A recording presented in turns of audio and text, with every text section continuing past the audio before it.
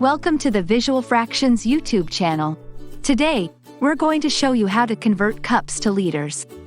This conversion is super useful in cooking, especially when you're working with recipes that use metric measurements. Let's start with the units. A cup is a volume measurement commonly used in cooking, especially in the United States.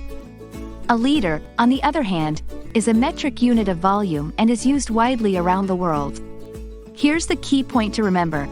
1 cup is approximately equal to 0.236588 liters. To convert cups to liters, you simply multiply the number of cups by 0.236588. For example, if you have a recipe that calls for 4 cups of water, and you want to know how many liters that is, just multiply 4 cups by 0.236588. This calculation gives you about 0.946352 liters. Let's do another example. If you need to measure 2 cups of milk, to find out how many liters that is, multiply 2 cups by 0.236588, and you get approximately 0.473176 liters.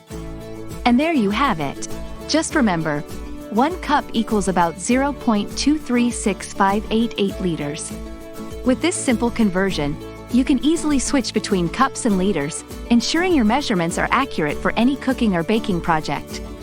If this video was helpful, please give it a like.